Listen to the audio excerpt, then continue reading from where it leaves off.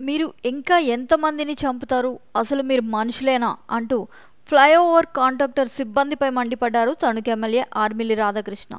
తణుకులో భాగమైన ఉండ్రాజవరం జంక్షన్ వద్ద నిలిచిపోయిన ఫ్లైఓవర్ పనుల కారణంగా అక్కడ సర్వీస్ రోడ్లకు గుంతలు పడడంతో, దానికి తోడు ఇటీవల వరుసగా కురుస్తున్న వర్షాలకు ఆ గుంతల్లో నీరు చేరడంతో వాహనదారులు ప్రమాదాల బారిన పడుతున్నారు.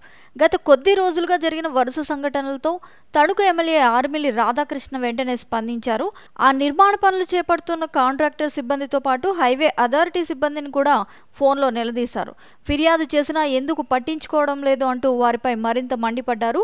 నిరంతరం ఈ రోడ్డుపై ఎన్నో ప్రమాదాలు జరుగుతున్నాయని, వెంటనే సమస్య పరిష్కారం చేయాలంటూ హైవే అథారిటీ అధికారులను ఎమ్మెల్యే ఆర్మిల్లి రాధాకృష్ణ కోరారు.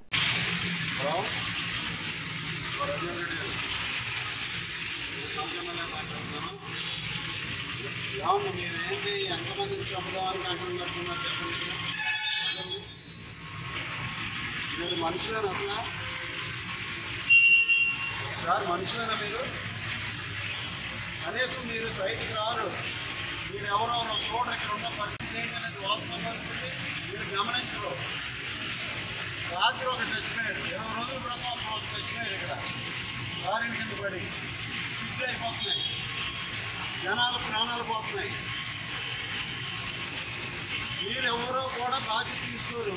ఎమ్మెల్యేలు కానీ సీఈఓలు కానీ మీరు ఎవరు కూడా సైట్లో విజిట్ చేయరు కదా. వాళ్ళు స్టాఫ్ చేస్తారు. ఇక్కడ వాస్తవ పరిస్థితి ఏంటంటే మీకు తెలియలేదు.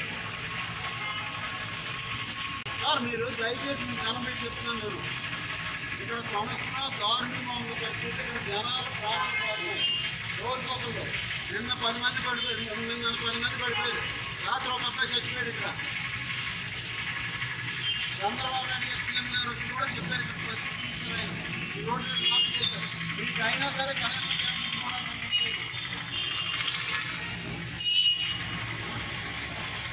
తప్పు చేయడం లేట్ చేయడం కుదరదు. మీరు ఎక్కడైనా ఏదైనా పెట్టి చేసుకోవాలో మేము ఏం చేయాలో చూడాలి.